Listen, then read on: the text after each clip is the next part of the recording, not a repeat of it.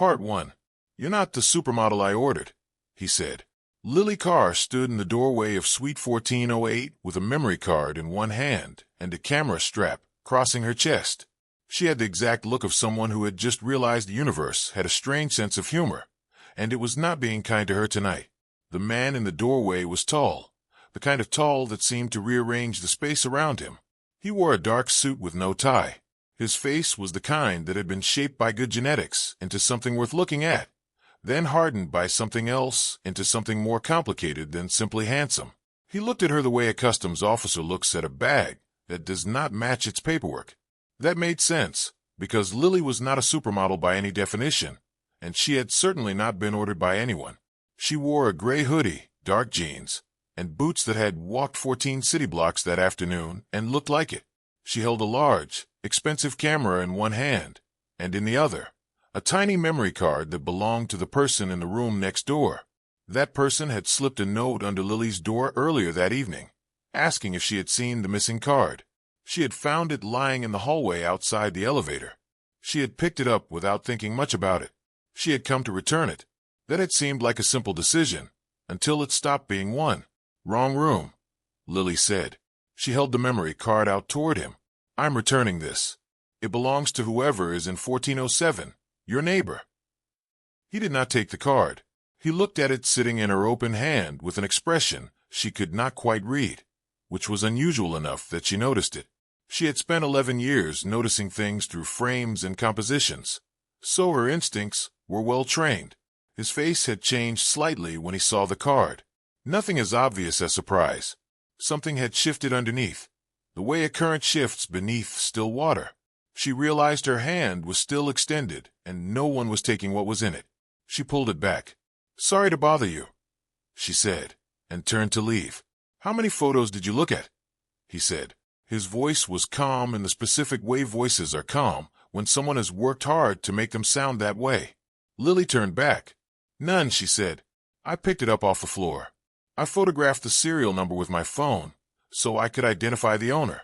The camera did an automatic 1-second preview of the last image when I inserted the card. Then I turned it off. I didn't look at anything on purpose. He studied her with the unhurried focus of a man running a careful calculation. 1 second, he said. 1 second, she repeated. I saw a hallway. I don't know whose hallway. I didn't recognize anyone. This was true, and also incomplete, which was simply the nature of what she had seen.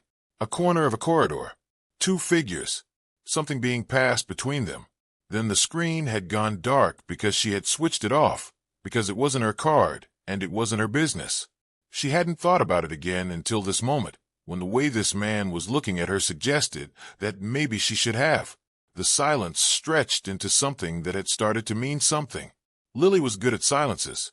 She spent a large part of her working life waiting inside them, waiting for the right light, the right angle, the moment a subject forgot she was there. She recognized this silence as different. It wasn't a waiting silence. It was a deciding silence. Then he said, "Come in," and stepped back from the doorway. She didn't move. He looked at her stillness with something that was not quite respect and not quite surprise, but sat somewhere between the two. I'm fine out here, she said. There are 2 men in the hallway who have been standing near the elevator for 11 minutes, he said. They are not guests. Lily kept her face calm. She glanced carefully to her left. The hallway stretched in both directions, lit with the warm, even light of a good hotel. About 30 feet away, near the alcove that held the elevators, 2 men stood talking in a way that wasn't quite convincing as actual conversation, the way people stand when they're holding a position rather than really talking. One looked at his phone. The other watched the corridor. Neither looked at her. She looked back at the man in the doorway. She stepped inside. He closed the door. The suite was what money looks like when it has stopped needing to prove itself. Clean lines. No excess. The kind of quiet that comes from good walls and better windows. The city spread out across the floor-to-ceiling glass on the far wall, 14 floors up, high enough that the lights made the city look like it was performing for the room instead of simply existing beyond it. Lily noticed this the way she noticed everything, with the part of her brain that was always composing, always looking for the frame inside the frame. even while the rest of her brain was busy with the far more urgent matter of being inside a stranger's hotel suite at 8 in the evening, because two men she didn't know were standing near an elevator in a way that had convinced her this was the right decision. She wasn't entirely sure it was the right decision. She stayed near the door. He walked to the desk on the far side of the room, picked up his phone, and made a call. Short, 3 or 4 sentences in Italian she didn't understand. He ended the call, set the phone down, and turned to look at her. "My name is Damien," he said, which was less information than she would have liked, and more than she had expected. "Lily," she said. "Lily Carr," he said. "The card," she said. "You said you found it in the hallway." "Outside the elevator," she said. "I picked it up.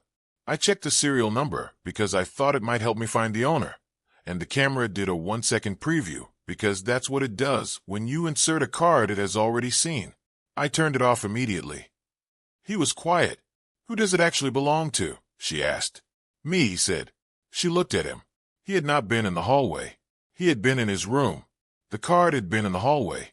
She thought about that for a moment and said nothing, because she didn't know enough yet to know what to say. She held the card out again. This time he took it. He turned it once in his hand, a small rectangle of plastic that had apparently pulled two men to an elevator and pulled her into a stranger's hotel room. He set it on the desk beside his phone. Part 2. "How long do I need to stay?" she said. She meant it as a practical question, not a protest. He seemed to understand the difference. "The men outside are waiting for someone to leave this room with that card," he said. "Once I confirm the card is secure, they will be redirected." "How long does that take?" "Not long. And if I had just walked back to my room with it?" He looked at her steadily. "The man nearest the elevator has a photograph from the elevator camera taken this afternoon. He knows what you look like. He does not know you brought the card here." He paused, and the pause had the quality of a man choosing the least alarming version of accurate information. "If you had walked back to your room, he would have known within 2 minutes which room you were in." Lily absorbed this with the outward calm she had developed over years of working in places where showing that something had landed was a disadvantage. Inside, several things were landing at once. She sat down in the chair nearest the door, not the most comfortable chair in the room, but the one closest to the exit, because some habits were structural. "You could have just said that at the door," she said. Damien looked at her with the closest thing to a wry expression she had yet seen on him. "You would not have come in," he said. She thought about this. He was correct. She would not have come in.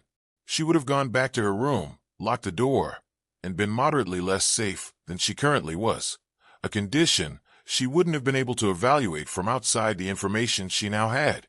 "All right," she said, because it was accurate, and because there was a version of the next several hours where she sat in this chair, waited, went back to her room, slept, and this became a story she told at dinner parties for years. She preferred that version to the alternative she could currently imagine. She looked at the city through the glass and thought about the 1 second of preview on her camera screen. A hallway corner. 2 figures. Something passing between hands. She thought about the way his face had changed when he saw the card. She thought about the 2 men near the elevator and the word redirected. She was a person who looked at images for a living.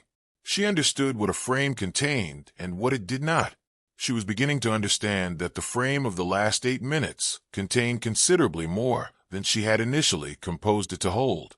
At 11 that evening, the suite had settled into a particular kind of quiet, different from silence, the quiet of 2 people who had stopped performing neutrality and arrived at something more like a temporary truce. Damien had ordered food without asking what she wanted, which under different circumstances would have annoyed her, but he had ordered correctly, meaning he had looked at her and made an accurate guess, and Lily found accurate guesses harder to object to than well-meaning ones. She ate because she was hungry, and hunger was a problem she could solve, which was more than she could say for everything else currently arranged in front of her. He ate standing at the desk, which told her sitting down for a meal wasn't something he did while working, and he had been working continuously since she arrived. Phone calls she couldn't hear through the closed door of the second room. Messages arriving on his watch. The particular quality of attention he gave to whatever was on the desk screen suggested the room she sat in was only one of several rooms he currently occupied in his mind. She didn't interrupt. She was good at not interrupting. She had spent 11 years making herself invisible in rooms where things were happening, which was either the best professional training in the world or a personal habit she hadn't fully examined. "Tell me what you actually saw," he said. He had come back to the main room and stood near the window, the city performing behind him, looking at her with the directness she had already noted as characteristic of him, the absence of the small social decorations most people put around direct questions. Lily set her fork down. She considered what she had seen, what she was willing to describe, and whether there was a meaningful difference between the two in this particular room. "A corridor," she said. "Hotel corridor. This property. I recognize the carpet pattern. 2 men. One taller, dark jacket, profile visible. One shorter, face not in frame. Something being exchanged. I could not identify the object. Ambient light from the corridor fixtures, no flash. So the image quality was limited by the available light, and the fact that the camera was at wrist level when it triggered, not eye level." She paused. "Timestamp would be visible in the metadata if I checked." He looked at her for a moment. "You described that like a police report." "I described it like a photographer," she said. "It's the same grammar." He considered this with the expression of someone revising a file in real time. She picked up her fork again. "The taller man in the dark jacket," he said. "What was the profile? Could you identify him from that image if you saw him again?" Lily set the fork down again. "Possibly," she said, and the words sat between them with the weight of an honest answer that made neither of them more comfortable. He pulled a chair from the desk and sat across from her, not at the table exactly, but angled toward it, closer than the professional distance they had maintained since she arrived. He put his elbows on his knees. "The card was not in that hallway by accident," he said. "Someone removed it from this room and was moving it to a different location. The 2 men near the elevator were there to receive it. Whoever was carrying it was intercepted before reaching them, which is why the card ended up on the floor." He stopped. She waited. "The image on that card is evidence of something I need to present in a specific context to specific people. If it is seen by the wrong people first, it becomes something else." She looked at him steadily. "Evidence of what?" He held her gaze. "Evidence that someone in my organization has been conducting business without my authorization. Business I would be held responsible for, if it appeared that I knew." She absorbed this. She thought about the word organization, and the specific tone he used, describing a structure larger than a corporation, governed by different rules. She thought about the 2 men, the intercepted courier, the phone call in Italian without a name. She made an inference she did not say aloud, because she was good at not saying things aloud until she understood what saying them would cost her. She picked up her camera from the chair beside her and turned it in her hands, not to do anything with it, just the way she held it when she was thinking. Damien watched her without comment. "What is the camera?" he asked. "Fujifilm GFX. Medium format." "Medium format for editorial." He said it without elaborating. "My sister did fashion work for 3 years. I know what different cameras are used for. Editorial. Some portrait work. Anything where I need the detail to hold at large scale. I was here for a corporate shoot this afternoon. Rooftop. Financial client. Very boring. Good light. The card you found. Do you use that format?" "Different brand, but yes. Same form factor." He nodded once, the nod of a man filing information into its correct place. The room settled into the odd quiet of 2 people who had just had a conversation neither of them expected to have, and outside the glass, the city continued in its enormous, indifferent way. She looked at the card on the desk. He followed her gaze. "The timestamp in the metadata will tell you exactly when the image was captured," she said. "The light conditions will tell you the approximate position of the camera relative to the subjects. If the card was removed from this room and carried through that specific corridor, the metadata will place it there." She paused. "That's not nothing as evidence." He looked at the card, then at her. "You can read that information from the image." It wasn't a question. "That is what I do," she said. "Not just what is in a frame. What the frame itself tells you about the conditions that produced it." He was quiet in the way he was quiet when something had fully registered. Then he said, The shoot this afternoon. You were on the roof of this building. 42nd floor terrace. What time? 2 until about 5:30. He looked at her with a new kind of attention, sharp and reorganizing, and she understood that something she said had changed the shape of the information he was working with, though she didn't yet know which part or how. The city outside had moved from evening into proper night. The lights settled into their overnight pattern. Lily was aware of the hour, and of the fact that the men near the elevator had presumably been redirected, because Damien's watch had stopped delivering the steady rhythm of messages that had marked the first 2 hours of the evening. The room had the feel of a situation that had stabilized without being resolved. "How much longer?" she said. "You can go back to your room. The hallway is clear." She stood. She picked up her camera. She looked at the card on the desk, then at him. "When this is over, the thing you said about being held responsible for something you didn't authorize, is that a real risk?" "Yes." "Then you need the metadata." "Yes. I can extract it. The full read, not just the timestamp. Position data, compression details, all of it. It would take me about 40 minutes with the right software, and I have the right software." He looked at her for a moment that held several calculations moving behind his eyes. Then he said, "Why would you do that?" "Because you told me the truth about the hallway when you didn't have to," she said. "And because I already looked at that image, which means I'm already in this frame, whether I chose to be or not." Across the city, 300 meters away, in a different hotel suite, on a different floor of a different property, Marcus Voss picked up his phone and listened to a man tell him the card had not been recovered, and that the photographer from the elevator was still an unknown variable. "Find out which room she's in," Marcus said, and ended the call, looking out at the same city, the same night, but a different problem than the one he had started the evening with. She was back in the suite at 7 in the morning, laptop under her arm, coffee in hand that she had made in her own room because she hadn't wanted to arrive empty-handed, a social reflex she recognized as slightly absurd given the circumstances, and did anyway. Damien opened the door before she knocked, meaning he had heard her in the hallway, meaning he had been awake and near the door, which told her the night hadn't been restful for either of them. He looked at the coffee she carried and said nothing, which she was beginning to understand was his version of thank you.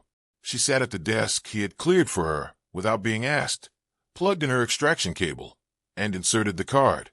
The software opened. She began to work. He stood at the window with his own coffee, watching the city move into its morning version of itself. The room had the specific quality of two people occupying the same space without requiring anything from each other, which was rarer than it should have been, and Lily noticed it the way she noticed things that were compositionally unusual. The metadata came up in layers. She read it the way she read every image file, starting with the technical shell before moving inward to the content, a professional habit that had saved her more than once from reacting before she understood the full context of how something had been produced. Timestamp, 3:47 in the afternoon. Location embedded in the file.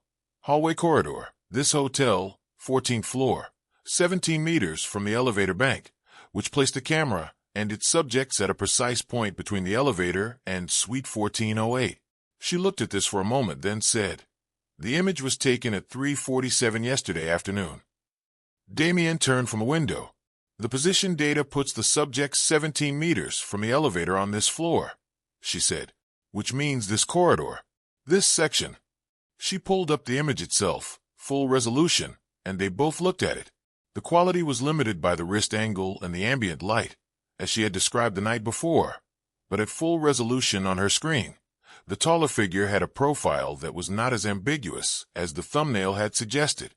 Dark jacket, a particular cut, the line of the jaw, and behind the shorter figure, the partial text of a room number on a door, 14, then cut off by the frame edge.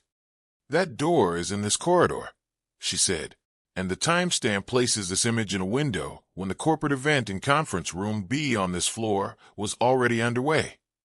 She looked at Damien. "You had a business meeting here yesterday afternoon." It wasn't a question. He came to the desk and looked at the screen beside her, closer than he had stood before, close enough that she could see the set of his jaw change as he studied the profile of the taller figure. He was quiet for a long moment. The taller man is named Garrett Cole, he said carefully.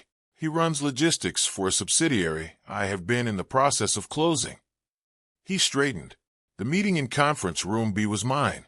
I was in that room from 2:30 until 6, which means Garrett Cole was in this corridor at 3:47 while I was 40 meters away in that session, and the room number behind him is 1403, which is a room booked under a name that is not in my organization's registry. She absorbed this in sequence.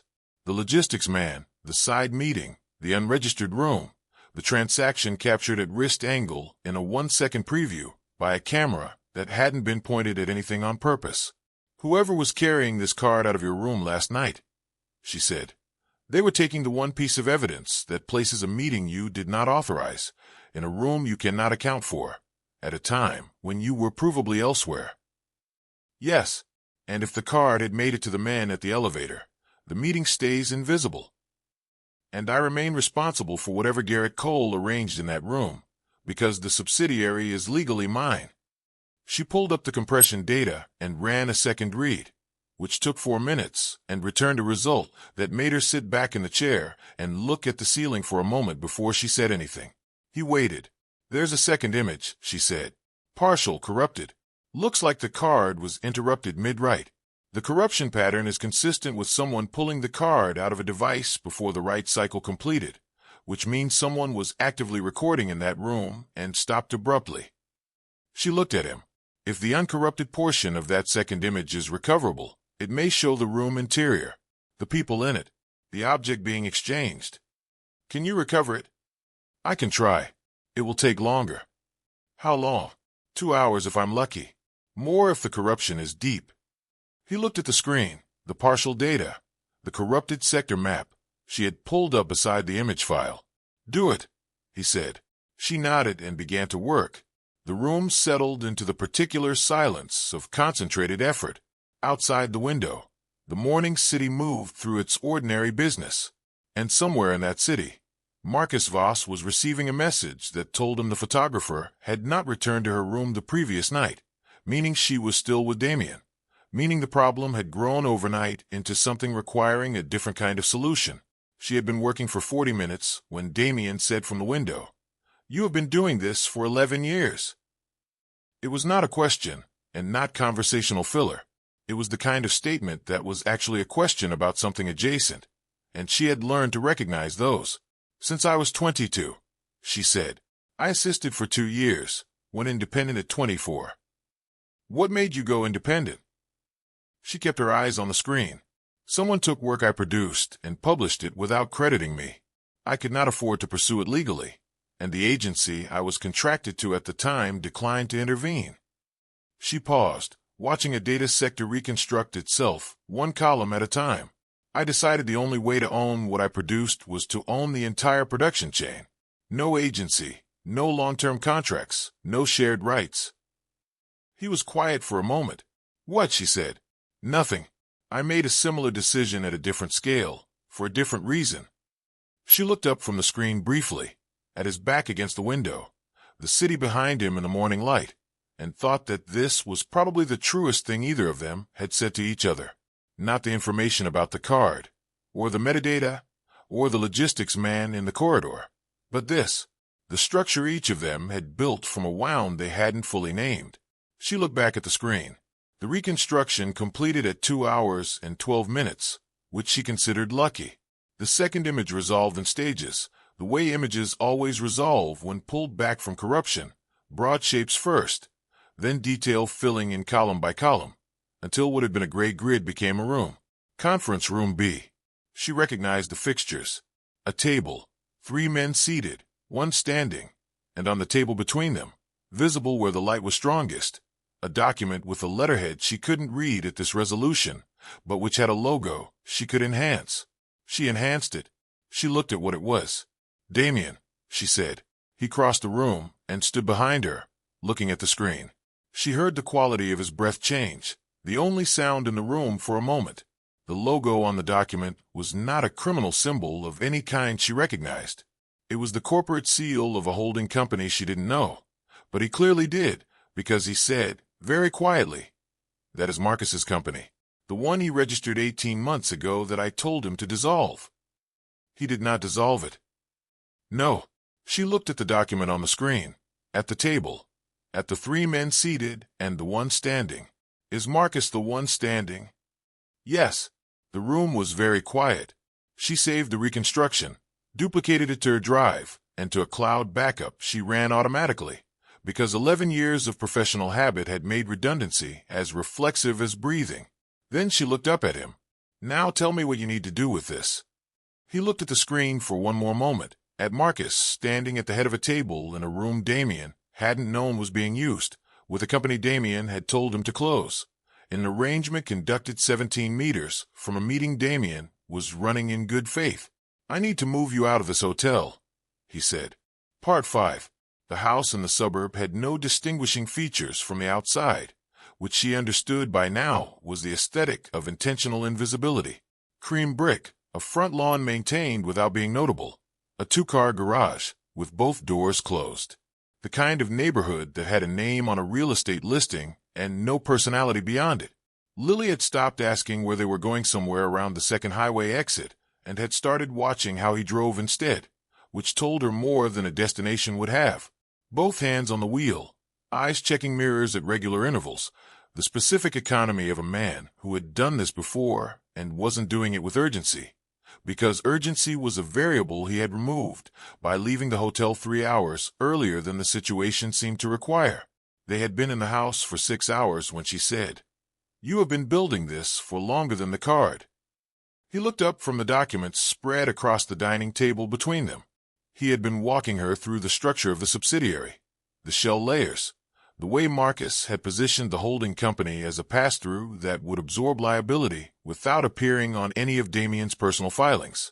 She had been annotating the recovered images against the document structure, matching the letterhead logo to the registration date, cross-referencing the timestamp of the corridor image against the entry log of conference room B that Damien had pulled from the hotel system through a contact she didn't ask about. The subsidiary has been a problem for 14 months, he said. Marcus has been a problem for longer than that, but I did not have a shape for it until recently. The card gave you the shape. The card gave me the location of the shape. Your extraction gave me the dimensions. She looked at the recovered image on her screen, Marcus standing at the head of the table, and thought about the difference between a problem and a frame. A problem could exist without being seen. A frame made the invisible legible. She told him about the biased magazine editor, the full version this time, rather than the operational summary from the night before. The editor's name, the specific photographs, the way the credit line had been removed before publication and replaced with the magazine's house credit. The conversation afterward, where he had told her she was a talented assistant and should consider whether an independent career was really the right path for someone at her stage. She told him she had kept every original file, every metadata record, every email that demonstrated the chain of custody, and that she had never used any of it because doing so would have required a legal process she couldn't fund, but that she had kept it because keeping it felt like the only form of ownership left to her. He listened the way he listened to everything, with full attention that didn't perform itself. When she finished, he said, "You still have it?" "Every file. 11 years. The metadata does not expire." He looked at her for a moment with something that wasn't quite an expression she could name, something with the quality of recognition without the shape of surprise, as if she had said something he had been thinking in a different language. "No," he said, "it does not." They were eating sandwiches she had assembled from the kitchen when the front door opened. The sound preceded the recognition of what it meant by exactly the distance between reflex and thought, long enough for Damien to be on his feet before Lily fully registered the door had opened with a key, not a knock. Marcus Voss was not what she had constructed from the recovered image. In the front hallway of the safe house, he was a man of about 50, heavy-set in the way of someone who had once been athletic and hadn't bothered to maintain it, wearing a coat that had been expensive once and was now simply old. He carried the specific comfort of someone who had been in this space before, many times, and considered it as available to him as any room he controlled. He took in the scene, Damien standing, Lily at the table, the documents, her laptop, the annotated images on the screen. He looked at Lily with the focused attention of a man who had been briefed on a variable and was now meeting it in person. "You should not have brought her here," Marcus said, speaking to Damien but looking at Lily. The look of a man assessing whether a problem was manageable or terminal. "You should not have used the conference room," Damien said. Marcus moved into the room with the ease of ownership, and two men followed him in, positioning themselves near the wall with the practiced distance of men who had done this before. Lily looked at them, then at Marcus, then at Damien, and made herself very still in the chair. Not from fear, though fear was present, but from the professional calculation that stillness was information, and she wasn't ready to give any away. "The card," Marcus said, "is secure. I need it. I know what you need. I also know what is on it." The room shifted in temperature, without changing physically. Marcus explained himself in the tone of a man presenting a reasonable business position. The legitimate pivot was too slow. The subsidiary generated income nothing in Damien's approved portfolio could replicate in a reasonable window. The arrangement was structured to remain invisible, which it would have, except for a photographer with a wrist-mounted camera and a 1-second auto preview. He wasn't apologizing. He was explaining, which was different. "If the images are presented in the wrong context, they will be read as authorization," he said. "A meeting in a conference room booked adjacent to your session. Documents with a corporate seal. His logistics director in the corridor. It reads as yours, Damien. I'm telling you this not as a threat. I'm telling you this as the reality of how the relevant parties will interpret the evidence." Lily heard this and understood it for what it was. Not an argument, a recording in progress. She looked at Marcus's hands open on the table, at the two men near the wall, and understood that Marcus hadn't come here for the card. He had come here to get Damien to say something. The card was already a problem he had calculated into his position. What he needed now was a statement. "He is not here to negotiate the card," she said. Marcus looked at her with the full attention he had been withholding since he walked in. "If he wanted the card, he would have sent the two men rather than come himself," she said, keeping her voice level. "He is here because he needs you to agree to something in front of a witness." She looked at Marcus. "There's a recording running somewhere in this room. Your coat pocket, or one of the men by the wall. You want Damien to say the conference room meeting was authorized. Then the recording becomes the evidence that supersedes the card." The room was very quiet.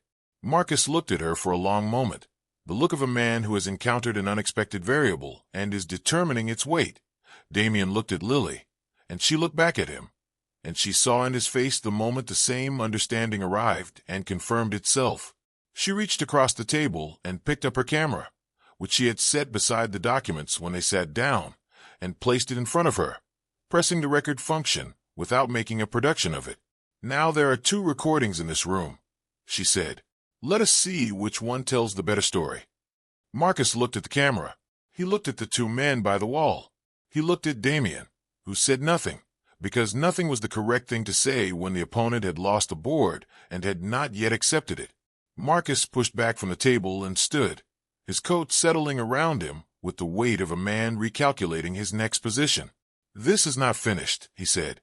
"No," Damien said, "but this part of it is." Marcus looked at Lily one last time, the look of someone making a record of a face, then walked to the door. The two men followed him. The door closed. The room was quiet. Damien stood still for a moment, then sat down. He looked at the camera on the table. "You recorded him." "Yes. You did not have to do that." She looked at him across the table, with its documents and annotated images, and 2 cups of cold coffee. "You told me the truth in the hallway when you didn't have to." This seemed like the appropriate response. He was quiet for a moment, then said, "Thank you." Without decoration, the 2 words carrying precisely the weight they needed, and no more, which she was coming to understand was the way he said everything. 48 hours later, Lily was in a different hotel room, in a different part of the city, a room she had chosen herself from a listing on her phone in the car on the way back, the first purely independent decision she had made in 2 days, which felt disproportionately significant. The room wasn't on the 14th floor. It had a window looking onto a brick wall, a fire escape, and a narrow strip of sky that changed color in the late afternoon in a way she found more interesting than the panoramic city view she had left behind, a preference she recognized as specific to herself. Her phone buzzed. "Damien." She answered. He said the evidence had been presented to the relevant parties. Marcus's arrangement with the holding company was being reviewed. Garrett Cole was cooperating. "And Marcus?" she asked. "Marcus is a problem that will require more than 48 hours, but the immediate risk has been restructured." He paused. "You are no longer a variable in anything Marcus is managing. As of this morning, your name does not appear in any documentation related to the card or the images. The camera recording from the suburban house has been presented as my own security footage from a personal device." She understood what this meant.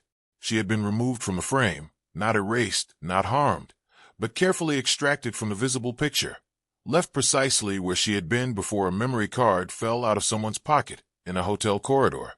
"You did that," she said. "Yes, without asking me." He was quiet for a moment.